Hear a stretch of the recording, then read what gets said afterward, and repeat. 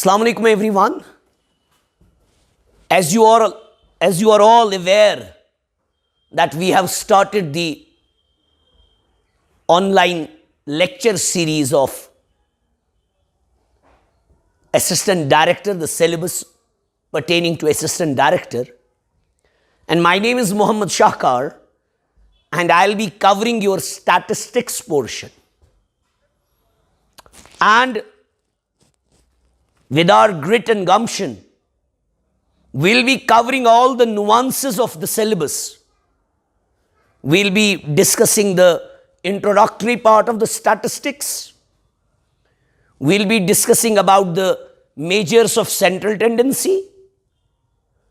We'll be discussing about the measures of central tendency which are mean, mode and median. We'll be discussing about the measures of dispersion, which is standard deviation, range, mean deviation, quartile deviation. We'll be studying about the regression analysis. We'll be studying about the correlation analysis. We'll be studying the theory of probability. We'll be studying about the different tests, the chi-square test, the t-test, the z-test, the f-test. And our modus operandi will be very simple. First, I'll be throwing light on the concept. I'll be discussing the nitty-gritties of the concepts. And then I'll be showing you the numerical portion, because your numerical ability should be good when it comes to statistics. A major portion of your statistics is numerical. So expect good number of numericals in examination on statistics. And by the grace of God, by our dedication, I'll ensure that you will tend to be highly skilled in statistics after completing this lecture series. Now, let's straight away come to the business. Let's try to understand statistics, what it is all about, what all it encompasses. But before I throw light on the definition part of the statistics, let me make you understand, let me make you aware that this subject of statistics, it's not a new discipline, but it is as old as the human society itself. Dear viewers, in statistics, we do the analysis of the data. We collect the data and then we record that data, and then we do the analysis of that data using the statistical tools and techniques so that the logical inferences can be drawn. So right from the era of civilization, statistics has been used right from the existence of life on this earth. Although I can say the sphere of its utility was very much restricted, because it has evolved over the course of time. जैसा आज आप statistics देख रहे हैं, वैसा ये पहले से नहीं था. But it, जो इसका base है data, because data, the requirement of data was right from the beginning. If we look at the statistics, in old days इसको कहा जाता था as the science of statecraft. Statistics को कहा जाता था as science of statecraft. ये याद रखिएगा, आ सकता है वहां पे. Science of statecraft कहा जाता था इसको. And it was a byproduct, I can say, of the administrative activity of the state. जो तब का administration था during the erstwhile times, they needed data to make certain inferences, to draw certain inferences. तो statistics का emergence वहीं से हुआ. तो इसमें कहा जाता है जो ये word statistics है, some say it has been derived from the Latin word status. या जी Latin word status से निकला है, या हम कहते हैं इटालियन वर्ड स्टैटिस्टा से निकला है। इटालियन वर्ड स्टैटिस्टा से निकला है ये, या कुछ कहते हैं जर्मन वर्ड स्टैटिस्टिक से निकला है। जर्मन वर्ड स्टैटिस्टिक, या हम कह रहे हैं फ्रेंच वर्ड स्टैटिस्टिक्यू से निकला है। फ्रेंच वर्ड, इसका ओरिजिन फ्रेंच वर्ड स्टैटिस्टिक्यू से निकला है, मगर इन सब का मतलब है पॉलिटिकल स्टेट। चाहे ये वर्ड आप देखें, ये वर्ड, इन सब का मतलब जो है वो पॉलिटिकल स्टेट है, क्योंकि मैंने आपको जो बोला था कि जो administrative activity of the state हुआ करती थी, ये उसी का बाई प्रोडक्ट है। And over the time obviously it evolved, newer statistical concepts evolved, because mere collection of the data, statistics is not about mere collection of the data. Then you have to record that data. Then you have to do the analysis of that data using the statistical tools and techniques, and then you have to draw the inferences about that data.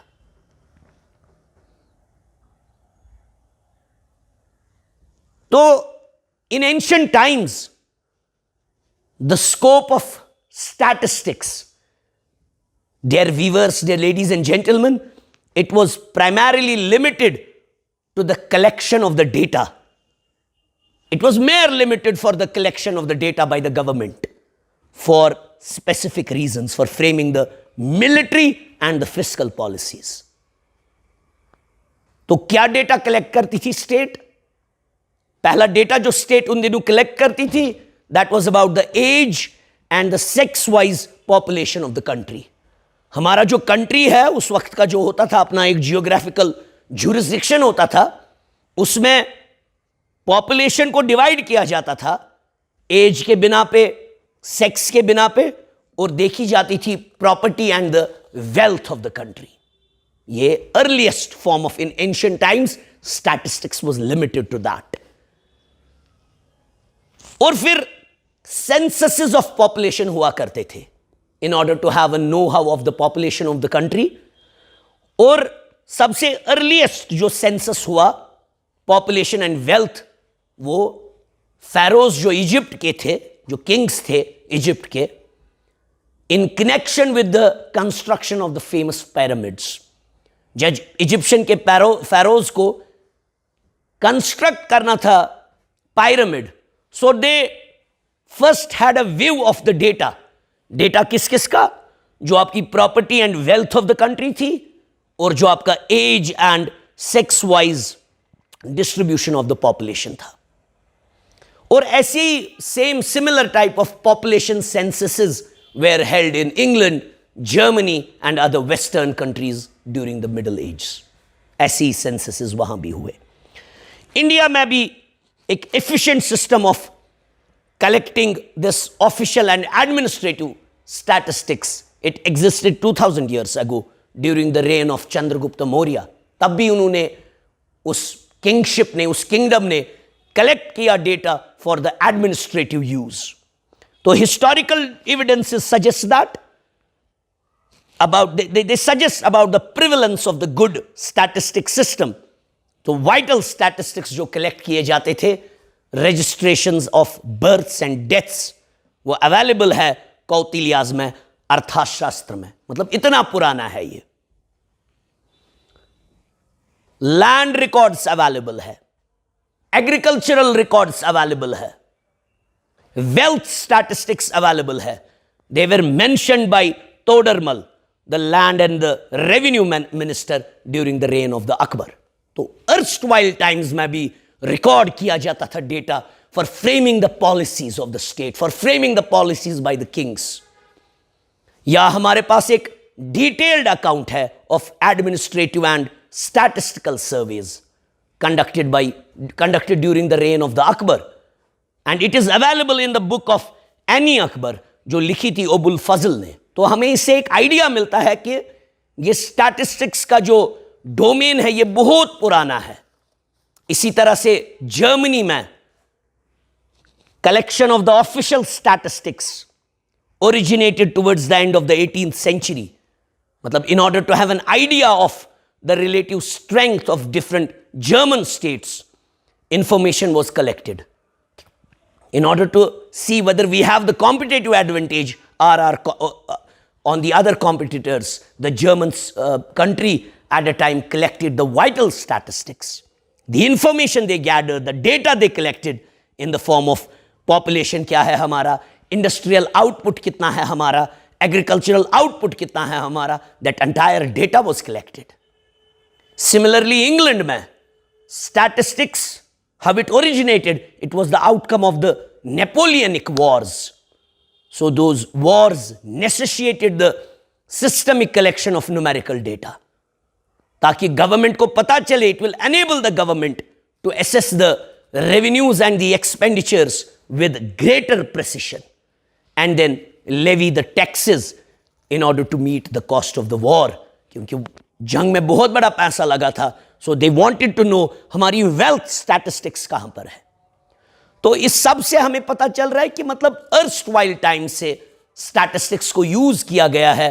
And उन दिनों क्या होता था, merely for the collection of the data.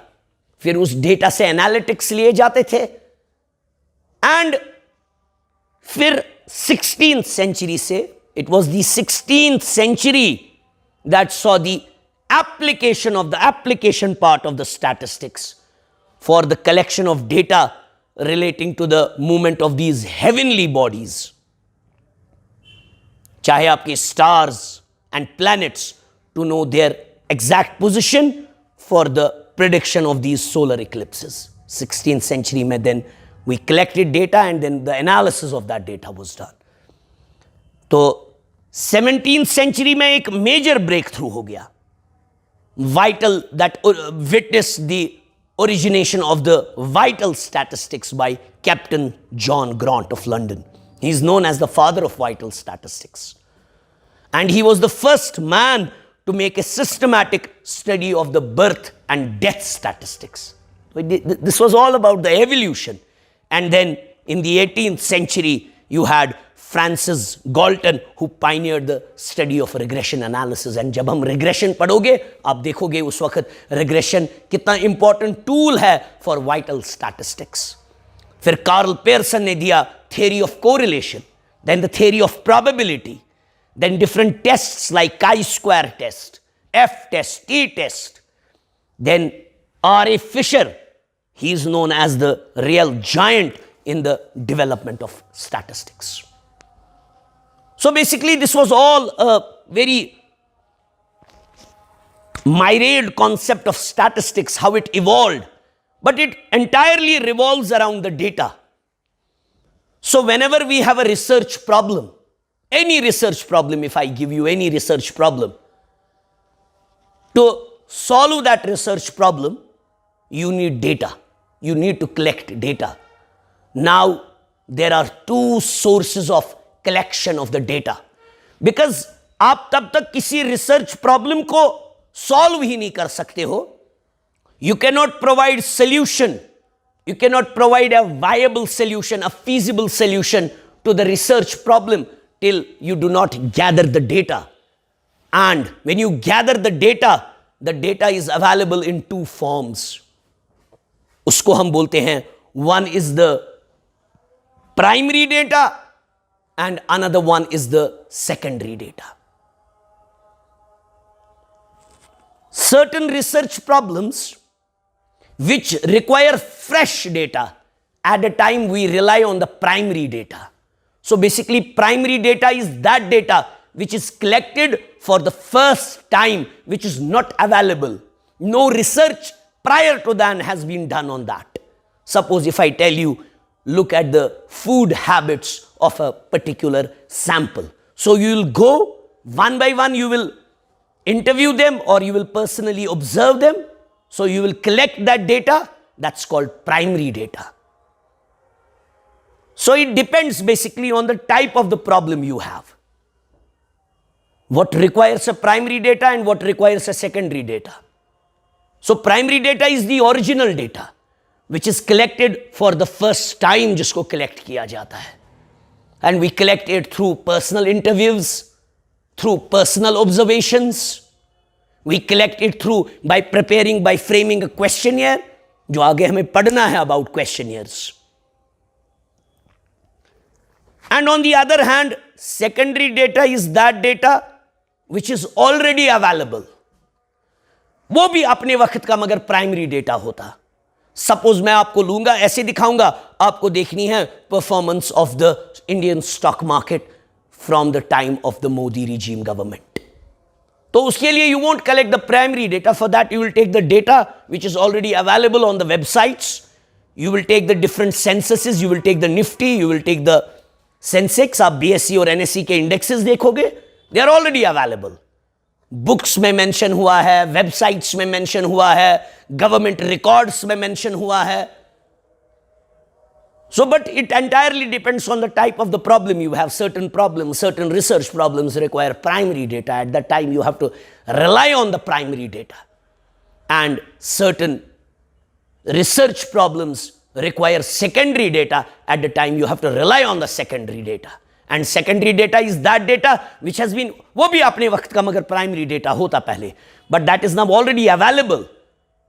So you have to just collect that data from those. You have to find those sources where from you can gather that secondary data which is already available, which has already been recorded in the books, in the journals, in the research papers, on the websites, on the internet. That is secondary data. And now basically we'll be discussing that when we gather the data, how we present that data.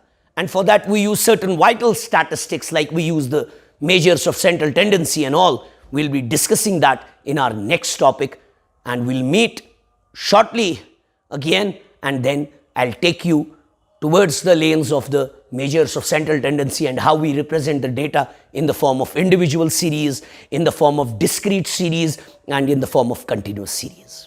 We are going to discuss the measures of central tendency, a very important topic in statistics. Whenever we gather a data, then that data is to be analyzed, and one of the statistical technique of analyzing that data is measures of central tendency. But before that, before I develop on the measures of central tendency, I'll tell you, whenever we collect the data through primary sources or through secondary sources, we have to record that data, we have to present that data, we do the representation of the data. So we do the representation of the data in three forms. So whenever you have to discuss measures of central tendency, whenever we have to discuss measures of variation, जब भी आपको question पूछा जाएगा, आपका जो data वहां से दिया होगा वो तीन फॉर्म्स में दिया होगा. ये आपको बात समझनी है. या तो इंडिविजुअल सीरीज होगी, ये याद रखिएगा, या तो इंडिविजुअल सीरीज होगी, ध्यान दीजिएगा बेटा, इंडिविजुअल सीरीज, या तो डिस्क्रीट सीरीज होगी, या तो जी आपका कंटिन्यूअस सीरीज होगा. कंटिन्यूअस सीरीज, पहले ये अच्छे से समझते हैं, क्योंकि ये यहीं पे क्लियर करेंगे, फिर आपको आगे इस पे कोई और कंफ्यूजन नहीं होगा. चाहे हम फिर आगे मेजर्स ऑफ डिस्पर्शन पढ़े, स्किवनेस पढ़े, कर्टोसिस पढ़े, जो भी स्टैटिस्टिकल टूल अप्लाई करना है, उसके लिए एज वी ऑल नो हमें डेटा की जरूरत होता है. उस डेटा को रिप्रेजेंट तीन फॉर्म्स में किया जाता है.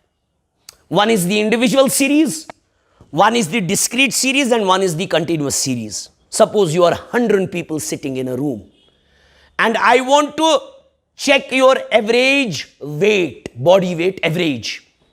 So if I go to each and every student, I go to every student and I collect the data, we call that individual series. Wherein we went to each and every student, we recorded each and every student's weight, each and every student's vital statistics, and we recorded that here. We call that individual data. But now imagine the size of the class is 5,000. Obviously, it will be a Herculean task to collect the data from 5,000 students, then to write the data of the 5,000 students. It will be a Herculean task. So what we do, we try to condense the data in the form of discrete series. Individual series में क्या होता है? We take each and every specific observation into consideration. But it's time consuming. That's why we try to condense the data in the discrete series. हम देखते हैं, अच्छा जी 60 से wait यहां शुरू हो रहा है, 60 kg, भाई 60 kg वेट, और यहां से हम रखते हैं फ्रीक्वेंसी, यहां से हम फ्रीक्वेंसी रखते हैं. फ्रीक्वेंसी होता है नंबर, कितने लोगों का 60 वेट है, तो मैंने 60 एक ही बार लिखा, तो यहां से लिखा 470. ऐसे 470 स्टूडेंट्स है क्योंकि हमारे पास 5,000 बच्चे हैं. ऐसे इसके बाद हमारा 69 वेट है, सपोज वो 40 बच्चों का वेट है. फिर 70 वेट है, वो 210 बच्चों का वेट है. So this is what we call discrete series. तो डिस्क्रीट सीरीज में क्या हो जाता है, we try to condense the data. तो उसमें मगर आपको फ्रीक्वेंसी होती है हमेशा, that's called number of students, क्योंकि हम डेटा को कंडेंस करते हैं. इंडिविजुअल सीरीज में फैला के डेटा होता है, और इसमें आपको रिपीटिशन नहीं होगा, क्योंकि वो रिपीटिशन हम अवॉइड करते हैं. इसीलिए we convert the individual series into a discrete series. तो ऐसी अब डिस्क्रीट को भी अगर कंडेंस करना चाहेंगे हम, we use the continuous series. तो कंटिन्यूअस सीरीज में हम करते क्या है, we create class intervals that can be then exclusive और इंक्लूसिव. उसमें तो हम आएंगे जब मैं आपको क्वेश्चन कराऊंगा on the measures of central tendency, तब हम एक एक करके इनको लेंगे. तो जब हम बात करते हैं कंटिन्यूअस सीरीज की, उसमें हम क्लास इंटरवल्स में रिप्रेजेंट करते हैं डेटा को in the form of class intervals. से हम बोल सकते हैं अगेन ऐसे ही वेट, और यहां से नंबर ऑफ स्टूडेंट्स को मैं बोल रहा हूं 40 to 80. ऐसे कितने बच्चे हैं जिनका वेट 40 से 80 के बीच में है. सो यहां मैं रख रहा हूं 1200 बच्चे ऐसे हैं. 80 to 120 ऐसे ही, एंड अगेन हम ऐसे लिख सकते हैं. This is known as the lower limit, this is known as the upper limit. और ये क्लास इंटरवल, ये क्लास डिफरेंस होती है. और ये जरूरी नहीं है ये सेम हो, जैसे 40 की है, हम इसको इंक्रीज डिक्रीज भी कर सकते हैं. That's upon the choice of the data collector. वो डेटा कलेक्टर का चॉइस होता है. Now once we collect the data, I said you as statistics is not only about the collection of the data. Yes, you have to, the paramount is first you have to collect the data from the right sources, and then you have to record that data. Once you have recorded that data, then you have to do the analysis of this data in order to draw inferences, in order to make judgments, in order to take decisions, in order to frame the policies. For that, you need certain statistical techniques. And today, we'll be discussing one of the important statistical technique, which is known as the measures of central tendency. ध्यान दीजिएगा. I'll rub this. Focus कीजिएगा on measures of central tendency. ध्यान दीजिएगा बेटा.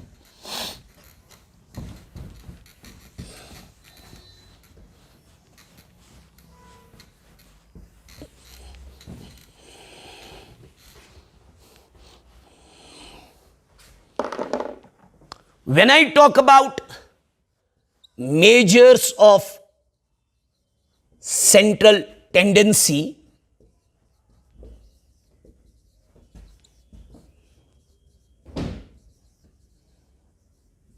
first let's try to understand what do you understand by the measure of central tendency. It is basically a typical value around which the other figures in the data congregate.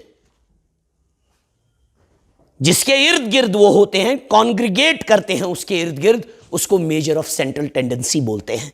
Suppose we take Virat Kohli as a batsman, a superstar batsman. His runs, he has around 300 ODIs, and in every inning he has played, he has scored some runs, sometimes he has gone beyond the 100, sometimes he has gone beyond 50, sometimes less than 50. So now you have to represent one score of his which represents the entire data. तो आपको वहां लिखा होता है, जब उसके vital statistics लिए होते हैं वहां पे आपको एवरेज लिया होता है. वो एवरेज भी क्या होता है, वो भी एक measure of the central tendency है. So when I discuss measures of central tendency, ये दो होती है. We call them mathematical average.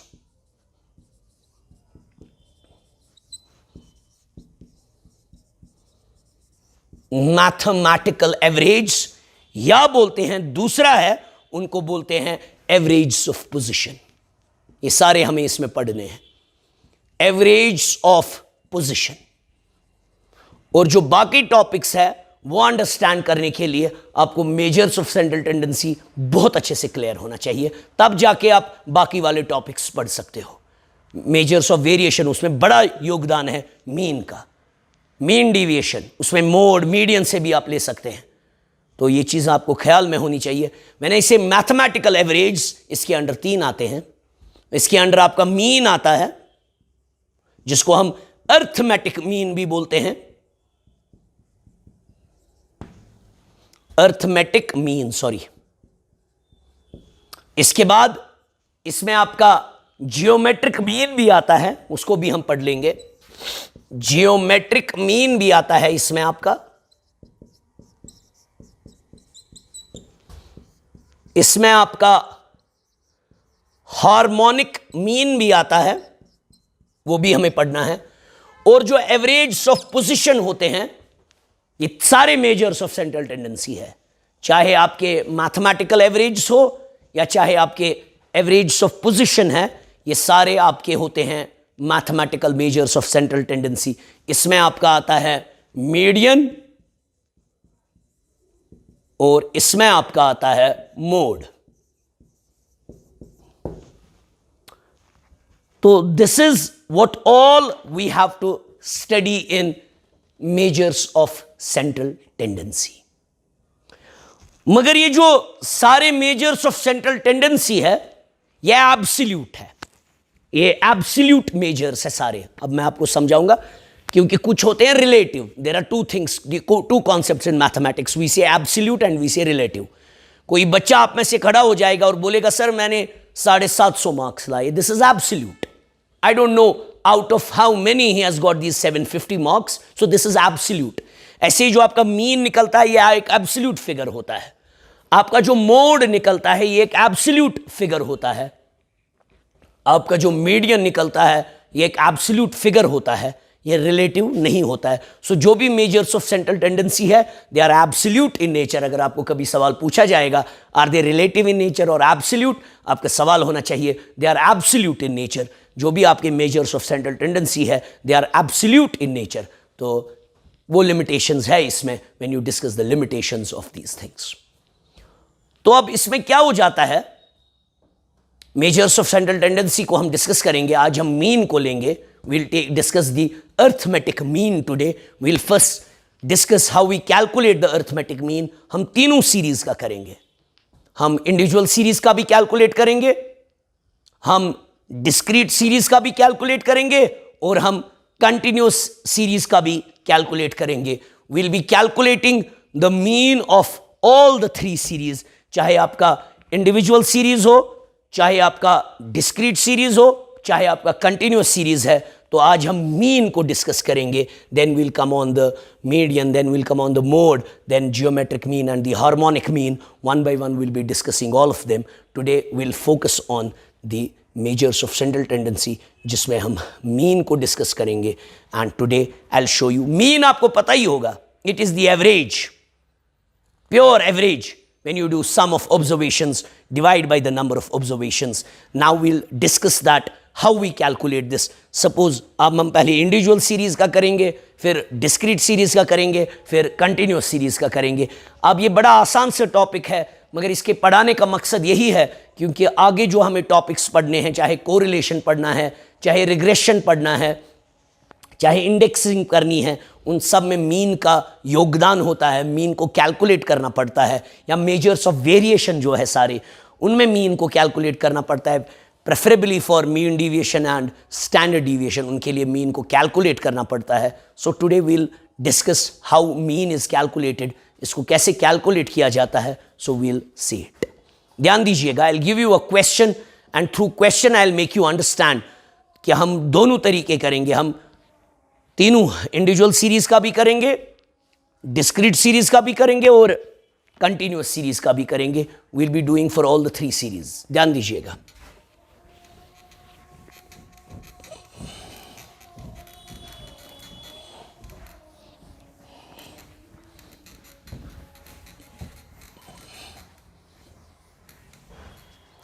पहले मैं लूंगा सबसे पहले mean of the individual series. Mean of the individual series.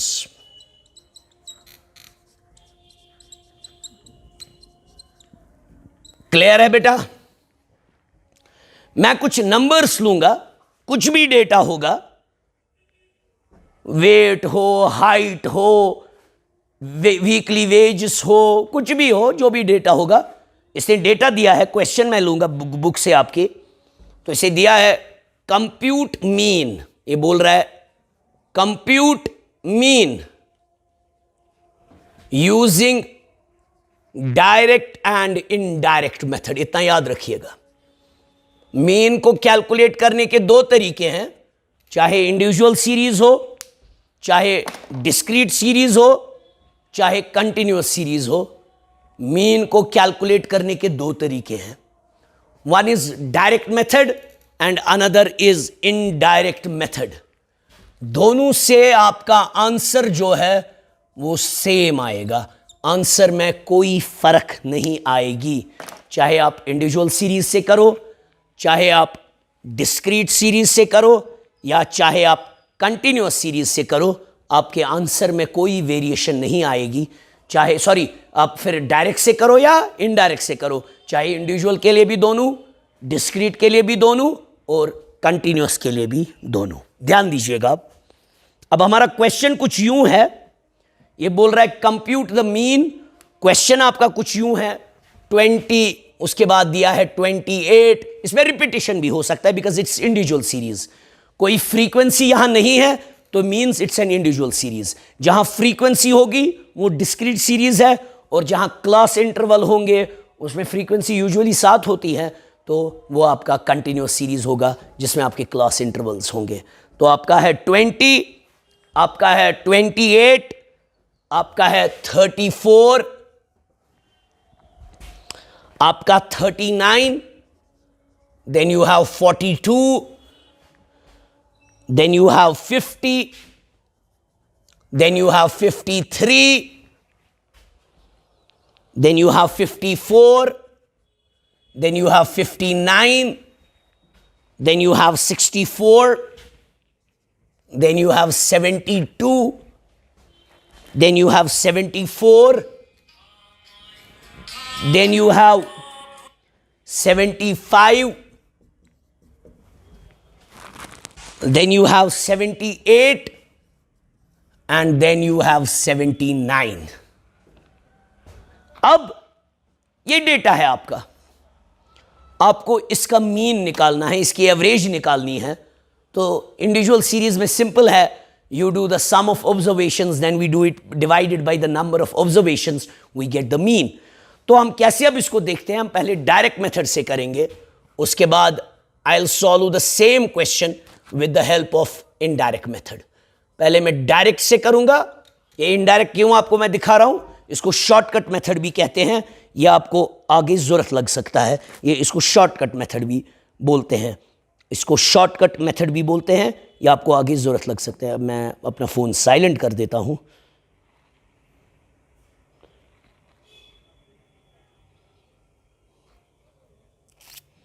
ध्यान दीजिएगा, यहां से आपका इनडायरेक्ट मेथड हम करेंगे। आप देखोगे दोनों का आंसर सेम आएगा ना। So I will write x. X कुछ नहीं है, it's a representation of the data. इस डेटा को मैं इस एक्स के अंडर लिख लूंगा। इसको असेंडिंग या डिसेंडिंग में लिखने की जरूरत नहीं है, वो खाली मीडियन में हमें होता है, और क्वार्टाइल्स में, वो जब मैं आपको पढ़ाऊंगा मीडियन और क्वार्टाइल, उसमें होता है जी आप असेंडिंग में भी लाओ और डिसेंडिंग में भी लाओ।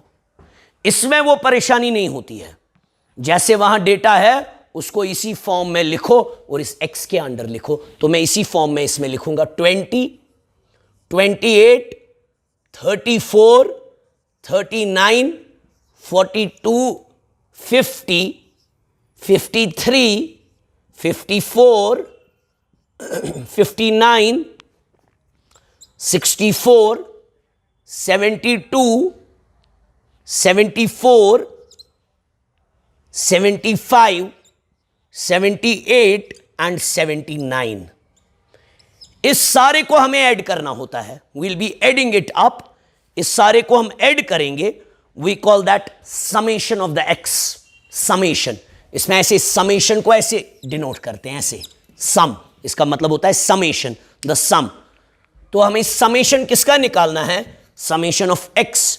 तो मैं इस सारे को यहां पे ऐड करूंगा। I'll do the summation of the x. When I add all this up, the sum becomes 821. 821 आपका सम आता है जब मैं इस सारे को ऐड कर रहा हूं, इन सारी ऑब्जर्वेशंस को, और मुझे यहां n दिखाना होता है। n is the number of observations. तो वो आपके हैं 1 2 3 4 5 6 7 8 9 10 11 12 13 14 15, वो आपके 15 है। वो सिंपल मैंने किया, इन सब का ऐड किया, उसके बाद n देखा, n 15 है, और फिर मैं यहां x बार, मीन को रिप्रेजेंट करते हैं x बार से, मीन को। तो इंडिविजुअल सीरीज का जो डायरेक्ट मेथड है उसमें इसकी फॉर्मूला बनती है summation of x divided by n। तो हम कह सकते हैं x bar is equal to 821 divided by 15। जब आप इसको डिवाइड करोगे 15 से, इसको कैंसलेशन करोगे या नॉर्मल डिवीजन करोगे, आपका जो सवाल आएगा, आंसर आएगा, वो आएगा 54.73। This is the mean. वही जो 54.73 है, it is the major of the central tendency.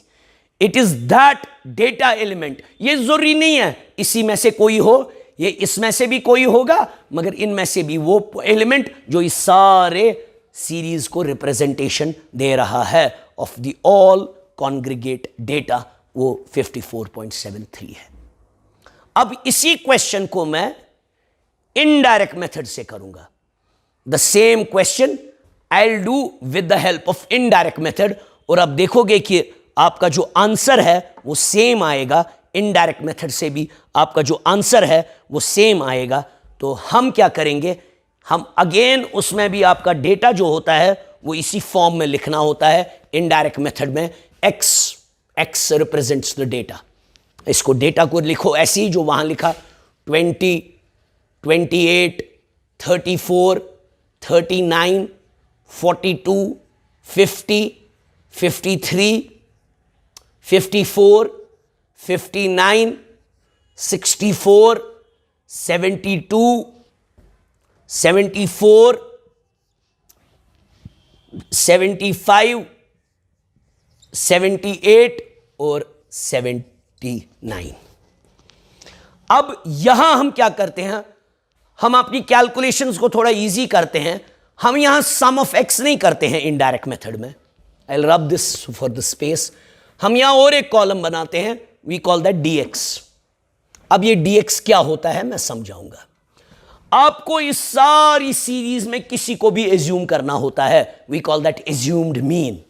किसी को भी, any one you assume, answer आपका सिमिलर आएगा। जो 54.73 यहां आया था, यहां भी आपका आंसर वही आएगा। आपको कोई भी एज्यूम करो, लेट्स एज्यूम मैंने एज्यूम किया 50। ये नहीं है जरूरी कि ये बीच में था इसीलिए मैंने इसको एज्यूम किया। No, you can assume any value from the entire series, answer will be same. तो मैं dx निकालूंगा। dx is the deviation every individual observation has from the assumed mean, जिसको बराबर होता है x माइनस ए। ये मैंने आपको दिखाया कि ये dx किसके बराबर होता है, ये x माइनस ए के बराबर होता है। So I will be doing 20 minus 50, that is minus 30।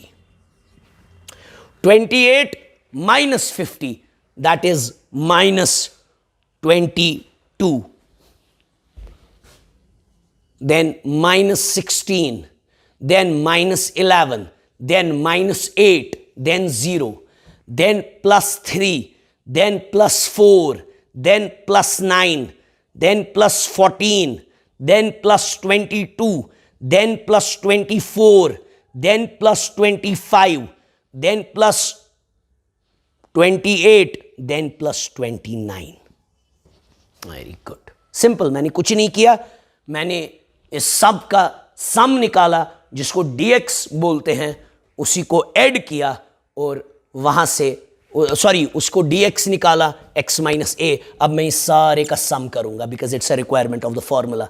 यहां समेशन ऑफ x करना होता है, यहां समेशन ऑफ dx करना होता है, यहां समेशन ऑफ x नहीं करना होता है। आपको समेशन ऑफ dx करना है, प्लस वालों को प्लस करना है और माइनस वालों को माइनस करना है। जब मैं ये करूंगा समेशन ऑफ dx, इसका आंसर आएगा 71, मगर प्लस 71, ये कभी माइनस भी आ सकता है, आपको परेशान होने की जरूरत नहीं है।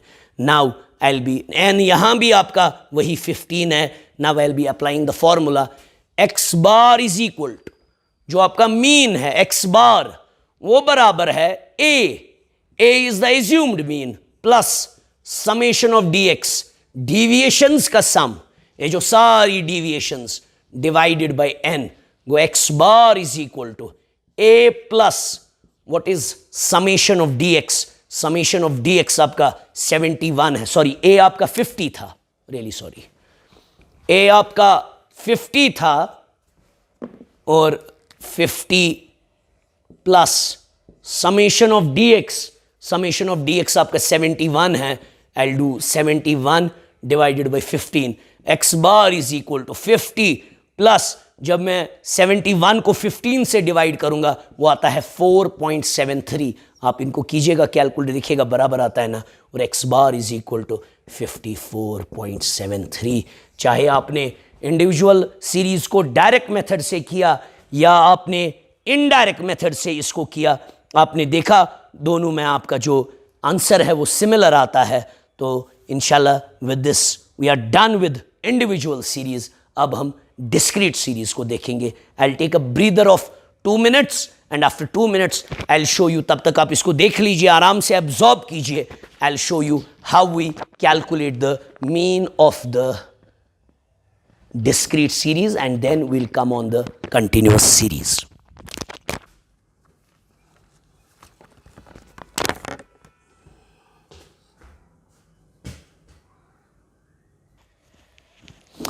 Now आपने absorb किया होगा, now we'll be discussing the mean of a discrete series by the same direct as well as indirect method। और इसको अच्छे से mean को समझिएगा क्योंकि आगे भी जरूरत लगता है, ध्यान दीजिएगा।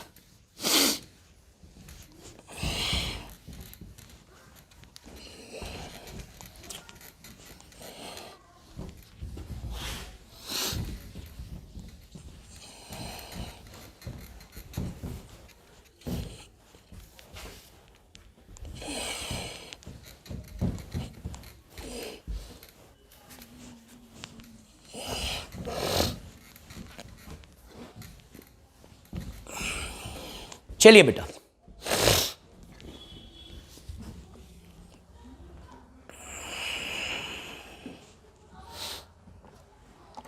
अब हम आएंगे on mean of a discrete series.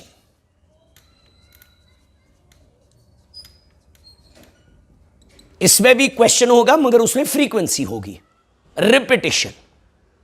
Clear है? तो हम ऐसे लेंगे, कंप्यूट, क्वेश्चन बोल रहा है compute mean using direct and indirect method, दोनों से आप देखोगे आंसर सेम आएगा। इनडायरेक्ट मेथड का दूसरा नाम है शॉर्टकट मेथड, क्योंकि इससे कैलकुलेशंस सिंपल हो जाती है जब आप डिविएशन लेते हो एज्यूम्ड मीन से। तो सवाल ऐसे है, अगेन मैंने आपको बोला पहले ही, जब इससे पहले मैं आपके साथ बात कर रहा था, जो आपका मीन होता है, while calculating mean you don't need to bring the data in the ascending और द डिसेंडिंग ऑर्डर। अब वहां से ही असेंडिंग में होगा तो कीप इट लाइक दैट, वहां से ही हैफाजर्ड में होगा, keep it like that. Median और क्वार्टाइल्स में खाली डेटा को असेंडिंग ऑर्डर में लाना होता है, ये याद रखिएगा, इस बात को ज़हनशीन कीजिएगा। अब compute mean using direct and indirect method, और आप सब अवेयर है कि जो आपका ये असिस्टेंट डायरेक्टर का पोस्ट है, इसमें जो आपका सिलेबस है, इसमें जो आपका पेपर है वो डिस्क्रिप्टिव टाइप है, तो इसमें ऑब्जेक्टिव टाइप नहीं होगा, इसमें डिस्क्रिप्टिव टाइप है। So expect questions, a lot of questions on numerical questions, a lot, क्योंकि स्टैटिस्टिक्स का जो सिलेबस है that is mainly numerical portion. तो that's why I am showing you the numericals, the tactics of solving the numericals. Compute mean using direct and indirect method. तो question पहले लेंगे, इसने दिया है नंबर ऑफ बेबीज, यहां से है frequency, number of babies born पर फैमिली, मतलब ये डेटा है बॉर्न पर फैमिली, यहां से फ्रीक्वेंसी है, मतलब ऐसी कितनी फैमिलियां हैं, जैसे 0, ऐसी 5 फैमिलीज हैं जिनके 0 बच्चे हैं, ऐसी है। 1, ऐसी 3 फैमिलियां हैं। 2, ऐसे 4 फैमिलीज है। इसमें रिपीटिशन नहीं होगा, यहां से हो सकता है, मगर इधर रिपीटिशन, इंडिविजुअल में रिपीटिशन हो सकता है, डिस्क्रीट सीरीज में डेटा में रिपीटिशन नहीं होता है, क्योंकि वही रिपीटिशन तो अवॉइड किया गया होता है, उसको कंडेंस करके इंडिविजुअल को ही डिस्क्रीट बनाया गया होता है। 3, ऐसी 5 फैमिलीज है। 4, ऐसी 5 फैमिलीज है। 6, ऐसी 2 फैमिलीज है। 7, ऐसी 1 फैमिली है। 8, ऐसी 1 फैमिली है। Now we have to calculate its mean. तो again I'll be first using direct method, ये आपका सवाल है, इस पे नजर रखिएगा। I'll be first using direct method and then I'll be coming on to the indirect method. इसको भी आराम से सॉल्व करेंगे, पहले डायरेक्ट मेथड को सॉल्व करेंगे, फिर इनडायरेक्ट मेथड को सॉल्व करेंगे। ध्यान दीजिएगा, दिस इज डायरेक्ट मेथड। पहले अगेन हम पहले x लिखते हैं। x मीन्स जो आपका डेटा यहां से है 0, इसी फॉर्म में, जिस फॉर्म में है उसी फॉर्म में डेटा लिखना है। 0, 1, 2, 3, 4, देखो 5 है ही नहीं, तो मैंने 5 को, ये कोई मसला नहीं है, आप बोलोगे 5 नहीं है, चलो मैंने 5 को यहां लिख दिया। ऐसी 2 फैमिलीज है, जरूरी नहीं है वैसे जैसे है वहां से, ऐसे 6, 7, 8 और 5। यहां से फ्रीक्वेंसी, फ्रीक्वेंसी वही जो थी, 5, 3, 4, 5, 5, 2, 1, 1 और 2। अब यहां भी आपको मीन निकालना है, x बार मीन निकालना है, मगर यहां नहीं हम बोल सकते हैं ना summation of x divided by n, वो तो गलत हो जाएगा। ये तो 1 3 बार है, ये तो 2 4 बार है, ये तो 3 5 बार है, ये तो 4 5 बार है, ये तो 5 2 बार है। तो इसीलिए यहां हम एक कॉलम बनाते हैं, वी कॉल दैट fx, उसको हम fx बोलते हैं। It is the multiplication of this and this. 0 5s are 0, 1 3s are 3, 2 4s are 8, 3 5s are 15, 4 5s are 20, 6 2s are 12, 7 1s are 7, 8 1s are 8, 5 2s are 10। अब यहां पे हम x बार निकालेंगे, उसके लिए आपको चाहिए समेशन ऑफ fx और चाहिए समेशन ऑफ f। बच्चे कहां पे गलती करते हैं, वो यहां भी बोलते हैं नंबर ऑफ ऑब्जर्वेशंस 1 2 3 4 5 6 7 8 9, ना वो कहाँ पॉसिबल है? यहाँ जो n होगा वो समेशन ऑफ f होगा। n यहाँ इतने हैं, 5 3 8, 8 4 12, 12 5 17, 17 5 22, 24, 25, 26 एंड 28। वो आपका जो समेशन ऑफ f है वो 28 है। और जो आपका समेशन ऑफ fx है, यहाँ n ही होता है समेशन ऑफ f, और fx है 10 8 is 18, 18 and 12 is 30, this is 50, this is 60, this is 67, this is 72, this is 80 and this is 81. So when you calculate this, आपने ये कैलकुलेट कर दिया, आपका समेशन ऑफ fx आपने कैलकुलेट कर दिया। आप ये देख लीजिए, इसको एब्जॉर्ब कर लीजिए, आप इसको पूरी तरह से ध्यान रख लीजिए इस चीज़ की ओर कि कैसे मैंने ये बनाया, कैसे मैंने ये इसको कर दिया। तो आप इसकी ओर 2 मिनट देख लीजिए। Now I will be applying the formula, and formula apply करके ही मैं इसमें मीन निकाल लूँगा। आपका हमने fx भी निकाला, आपका हमने f भी इसका निकाला हमने, तो आपका ये जो आ रहा है ये 83 आ रहा है। तो now I will be dividing this 83 by now 28। मैं इसको 28 से डिवाइड करूंगा, तो इसको मैं डिवाइड करूंगा इस x बार को, इसकी फॉर्मूला बन जाती है summation of fx divided by summation of f। अगर आप इसमें मामूली कैलकुलेशन वो आप खुद देख लीजिएगा, वो उतना कोई मसला नहीं है, मेन है लॉजिक आपको समझ आना चाहिए, because I am doing it without calculator. 83 को डिवाइड करेंगे इससे 83 and will be dividing by 28, the answer will B 2.96। तो इसको राउंड ऑफ करके मैंने 2.96 लिख दिया, x बार इज 2.96। आप उतार लीजिए ये, then I will be showing you the indirect method. आप ये देख लीजिए मैंने क्या किया, मैंने x लिखा, f लिखा जो वहां से दिया था, फिर fx लिखा, fx या कि मुझे x bar summation of fx divided by summation of f, the answer is 2.96। तो इसी के साथ हमारा ये हो गया। Now we'll focus on the indirect method. तो for that I will rub this portion, ये मैं रब करूंगा। अब मैं इनडायरेक्ट मेथड से इसको सॉल्व करूंगा। अब देखोगे आंसर आपका 2.96 ही आ जाएगा।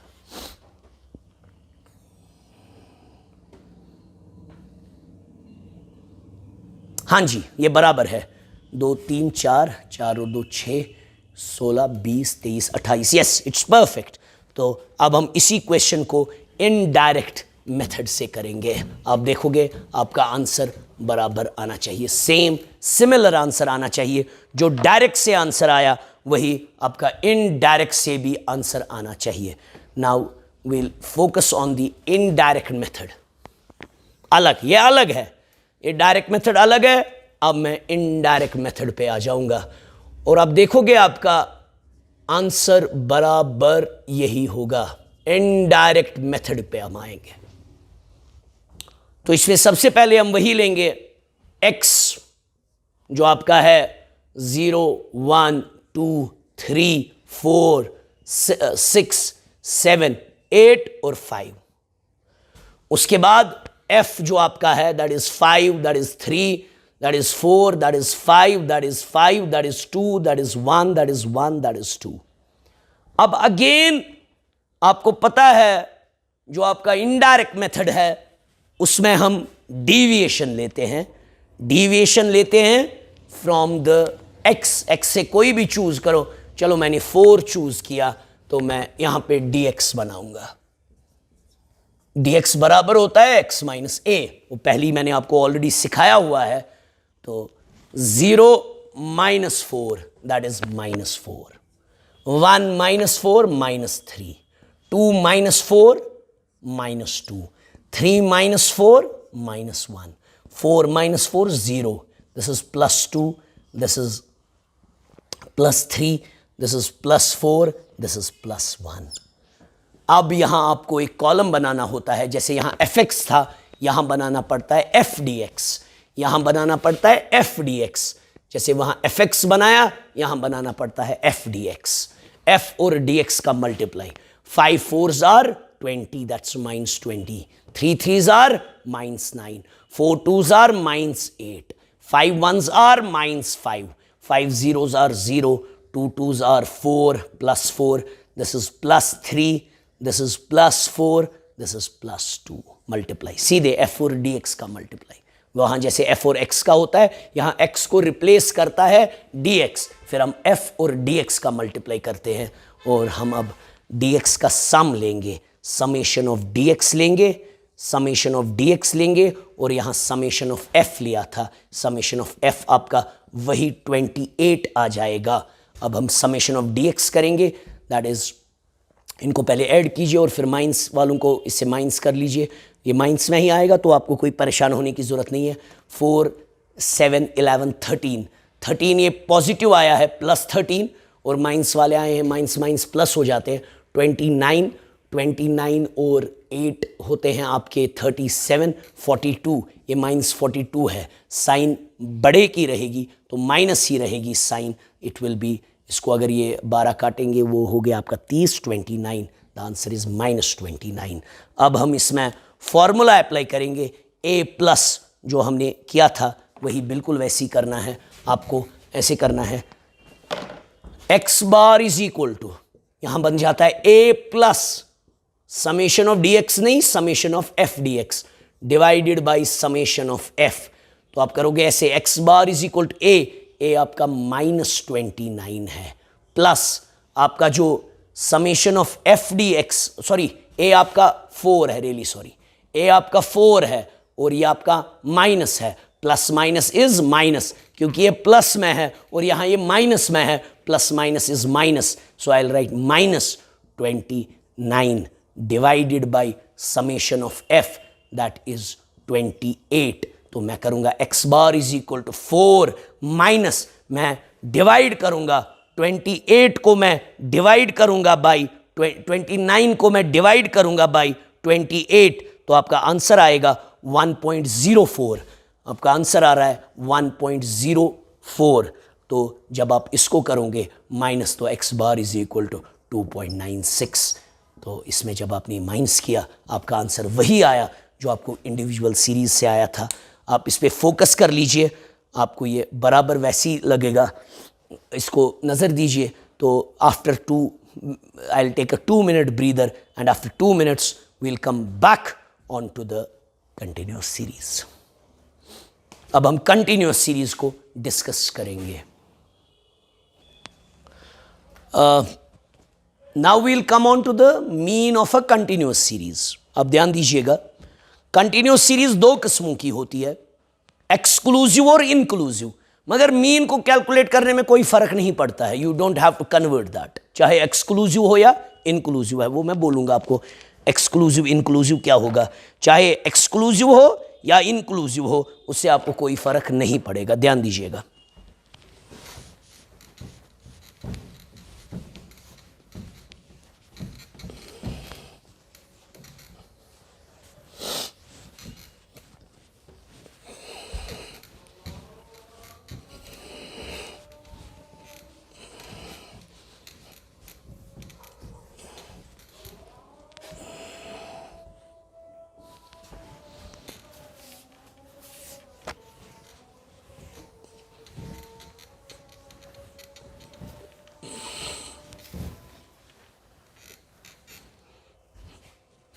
चलिए,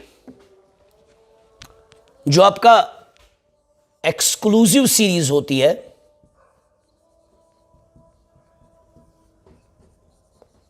वो कुछ ऐसे होती है, से 10 to 20, जो नेक्स्ट शुरू होगा वो 20 पे शुरू होगा, 20 to 30, जो इसका अपर लिमिट होगा वो नए वाले का लोअर लिमिट बनता है, यहां होगा 30 to 40, so this is exclusive. Inclusive में ऐसे होता है, दिस इज एक्सक्लूसिव सीरीज या एक्सक्लूसिव क्लास इंटरवल इसको बोलते हैं। इंक्लूसिव में कुछ यूं होता है, आपका होता है 10 to 19, फिर 20 to 29, फिर 30 to 39, फिर 40 to 49, ऐसे। अब जो ये इंक्लूसिव होती है इसको हम कन्वर्ट भी कभी करना पड़ता है, जब हम मीडियन मोड पढ़ेंगे उसमें करना पड़ता है किसी बार। तो हम कैसे कर सकते हैं इसको कन्वर्ट इंक्लूसिव इनटू एक्सक्लूसिव?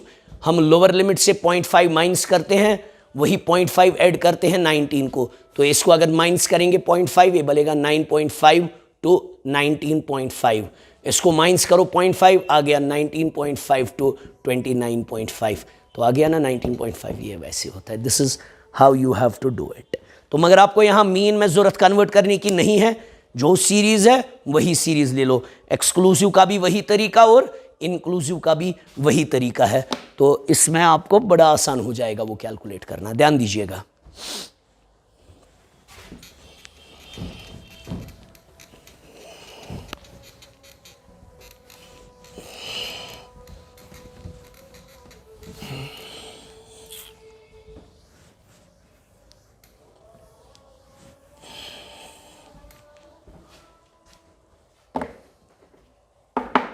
अब हम मीन कैलकुलेट करेंगे मगर एक्सक्लूसिव सीरीज का कैलकुलेट करेंगे, और एक्सक्लूसिव ही लेंगे, चाहे एक्सक्लूसिव ले लो या इंक्लूसिव ले लो। मैंने आपको पहले ही बोला कोई फ़र्क नहीं पड़ता है, चाहे आप एक्सक्लूसिव लो या इंक्लूसिव लो, मीन में कोई फ़र्क नहीं पड़ता है, मगर डायरेक्ट से भी करेंगे और इनडायरेक्ट से भी करेंगे। ये बिल्कुल फिर डिस्क्रीट जैसा ही बनता है, आप देखोगे। सपोज मैं आपको बोलूँगा mean of a continuous series, mean of a continuous series। तो क्वेश्चन है ऐसे, क्लास इंटरवल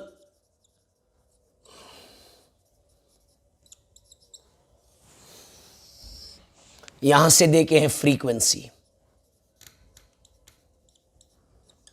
से it's 0 to 10, it's 10 to 20, it's 20 to 30, it's 30 to 40, it's 40 to 50, it's 50 to 60, it's 60 to 70, it's 70 to 80। चलो इतना ही लेते हैं, हम ले सकते हैं आगे भी, चलो आगे भी लेंगे। 80 to 90, it's 90 to 100, चलो इतना लेते हैं। अब फ्रीक्वेंसी चलिए 1 1 2 2 2 1 1 3 2 1, ये कुछ भी हो सकती है फ्रीक्वेंसी। तो अब हम इसको डायरेक्ट मेथड से पहले करेंगे, ध्यान दीजिएगा। ये बिल्कुल फिर डिस्क्रीट जैसा बन जाता है, बिल्कुल डिस्क्रीट जैसा। इसको पहले मैं डायरेक्ट मेथड से सॉल्व करूंगा। I will write it as x, class interval का नाम मैं रखता हूं x. 0 to 10, 10 to 20, 20 to 30, 30 to 40,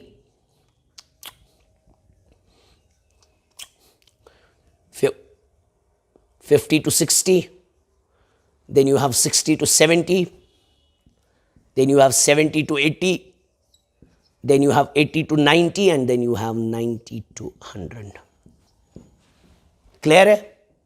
मगर यहां पे क्या करना होता है, इसको सॉल्व नहीं कर सकते हैं, so we calculate the mid point. हम मिड वैल्यू लेते हैं, वो बराबर होता है lower limit plus upper limit divide by 2। तो मैं यहां मिड वैल्यू निकालूंगा या मिड पॉइंट निकालूंगा, मिड वैल्यू या मिड पॉइंट निकालूंगा, वो मेरा अब एक्स बनेगा। अब मेरा एक्स ये नहीं रहेगा, मेरा एक्स अब वो होगा जो आपका मिड वैल्यू है। वो कैसे निकालेंगे? We calculate that lower limit plus upper limit divided by 2। So I will do 0 plus 10 divide by 2, so that's 5, so it's 15। ऐसे lower limit plus upper limit divide by 2, 25, then you have 35, then you have 45, then you have 55, then you have 65, then you have 75, then you have 85, and you have 95। ये इसीलिए series में आया क्योंकि इसमें class interval class difference similar थी ऊपर से लेके नीचे तक। तो अब हम f लिखेंगे, आपका जो f वही है अपना फ्रीक्वेंसी 1 1 2 2 2 1 1 3 2 और 1। इसके बाद वही fx, क्योंकि अब ये बिल्कुल आपके डिस्क्रीट जैसा बन गया। आपका ये बिल्कुल डिस्क्रीट की तरह सवाल करना है, डायरेक्ट मेथड जैसे डिस्क्रीट का किया वैसे ये भी कैलकुलेट करना है। सो 5 ones are 5, 15 ones are 15, 25 twos are 50, 35 twos are 70, 45 twos are 90, 55 ones are 55, 65 ones are 65, 75 3 are 225, 85 twos are 170, 95 ones are 95। So we'll be calculating 95। अब हम समेशन यहां लेंगे, जैसे वहां लिया था समेशन ऑफ एफ एक्स लेंगे और समेशन ऑफ एफ लेंगे, हम दोनों का ऐड करेंगे। आप देखिए, आप खुद भी कर सकते हैं। ये आ गया आपका 2 3 6 7 8 10 12 14 15 16। तो आपका जो समेशन ऑफ एफ है वो 16 है। अब हम समेशन ऑफ एफ एक्स करेंगे। इट इज़ 170 आपका है। हाँ जी, इसको आप देखिए, 5 है आपका, 15 है आपका, हो गए 20, आपका 50 है, हो गए 170, आपका 70 है, हो गया 140, आपका 90 है, आपका 55 है, आपका 65 है, आपका 225 है, आपका 170 है और आपका 95 है। आपका जब इसको ऐड करोगे वो आपका 840 आ जाएगा। अब आपको इसी को x बार निकालना है। x bar is equal to 840 divided by 16। आप कर लीजिए ये 840 डिवाइडेड बाई 16, आप देख लीजिए कितना आएगा ये 840 डिवाइड बाई 16 करके। It will be around exactly 52.5 आपका आंसर आएगा। अब आप इसको इनडायरेक्ट से भी मैं दिखाऊंगा आपके लिए। ये आप अभी इसको थोड़ा एब्जॉर्ब कीजिए। सिमिलर क्वेश्चन को हम इनडायरेक्ट से कर सकते हैं और वो आंसर आपका सिमिलर आ जाएगा, इसमें कोई परेशानी नहीं होगी आपको। आप देख लीजिए इसको, अब इनडायरेक्ट से हम कर लेंगे इसी क्वेश्चन को। आप ये जॉट डाउन अपनी जगह कीजिए, नोट कीजिए अपनी जगह। आई will give you couple of minutes before I show you the indirect method of the same question. Indirect method.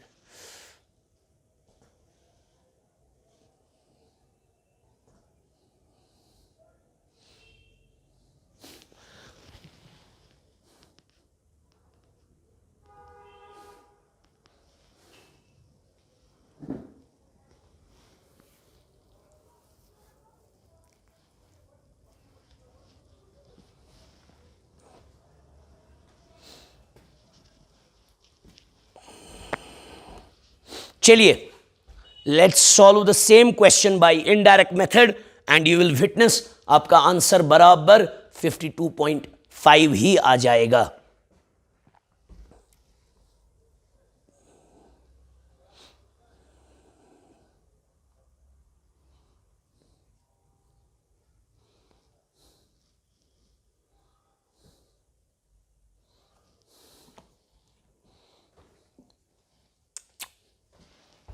चलिए ध्यान दीजिएगा।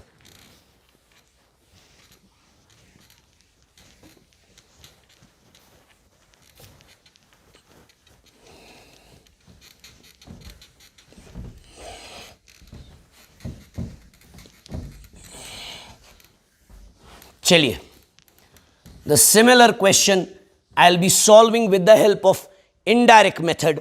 तो आपके पास होंगे ये वैल्यूज, इसको आप खुद भी कर सकते हैं इनडायरेक्ट मेथड से। तो मैं यही क्वेश्चन लूंगा, x 0 to 10, 10 to 20, 20 to 30, 30 to 40, 40 to 50, 50 to 60, 60 to 70, 70 to 80, then you have 80 to 90 and you have 90 to 100. अब अगेन आपको वही तरीका, पहला तरीका वही, आपको मिड पॉइंट निकालना है। बिल्कुल आपको नॉर्मल मिड पॉइंट निकालना है। तो आप मिड वैल्यू निकालोगे जिसका आप नाम x रखोगे। आपका x अब वही होता है जिसको आप मिड पॉइंट बोलते हो। सो हमें पता है that's 5, that's 15, that's 25, that's 35, this is 45, this is 55, this is 65, this is 75, this is 85 and this is 95. Clear है? तो मिड वैल्यू के बाद आपका f है, वो थोड़ा मैंने रब कर दिया, तो इसमें मैं f चेंज भी कर सकता हूँ, अपने तरीके से लिख सकता हूँ 1 1 2 1 3 2 1 1 2 1। मैंने अपने तरीके से फ्रीक्वेंसी लिखी। तो उसके बाद आप यहाँ fx आपको नहीं करना है, यहाँ पहले आपको dx निकालना है, क्योंकि ये इनडायरेक्ट मेथड है। इनडायरेक्ट मेथड में आपको पता है x को हम कन्वर्ट करते हैं into dx, so I will mention dx here, that is x minus a। इसमें किसी को भी एज्यूम करो, लेट्स एज्यूम 15, कोई भी थ्रू आउट किसी को भी एज्यूम करो, आपका आंसर सेम आ जाएगा. तो you will do 5 minus 15, that's minus 10. 15 minus 15, that's 0. 25 minus 15, that's 10. 35, this is 20. This is 30. This is 40. थोड़ा इससे आसान कैलकुलेशन होता है, इसीलिए इसको शॉर्टकट मेथड भी बोलते हैं.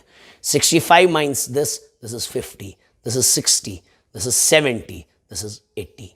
Then you have to do f dx. जैसे करते हैं बिल्कुल ये डिस्क्रीट जैसा फिर बनता है. जैसे डिस्क्रीट का इनडायरेक्ट आपने किया वैसे ही कंटिन्यूस का भी इनडायरेक्ट करना है.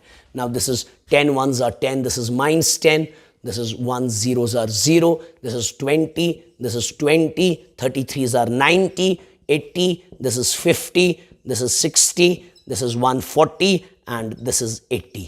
तो नाउ यहाँ पे आप समेशन ऑफ f करोगे और आपका जो है summation of F D x, ये इसका आंसर वैसा नहीं आएगा. रीज़न भी क्योंकि मैंने यहाँ फ्रीक्वेंसी चेंज की, मैंने वो रब कर दिया था, तो उससे आप परेशान नहीं हो जाइएगा. वरना आंसर अगर वही वाले वैल्यूज़ आप घर पे उसे आप देखोगे सिमिलर आएगा आंसर.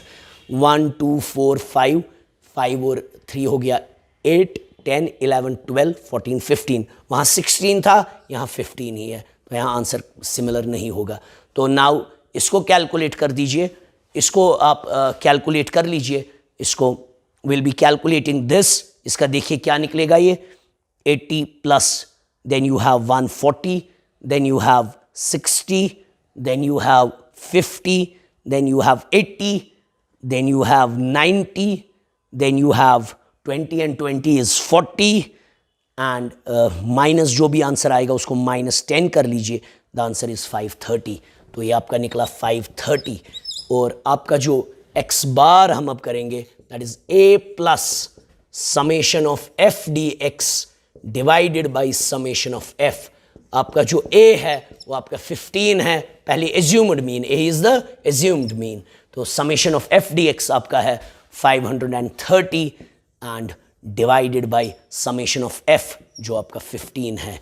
तो x बार आपका आएगा 15. इसको एलसीएम ना निकाला करें, इसको सीधे 530 को डायरेक्ट डिवाइड किया करें 15 से, तो वो आपका आता है 35.33. तो आप जब इसको घर में डायरेक्ट से भी करोगे आंसर यही आएगा. सो इट इज़ 50.33 आपका मीन है, आपका अर्थमेटिक एवरेज है वो आपका 50.33 है.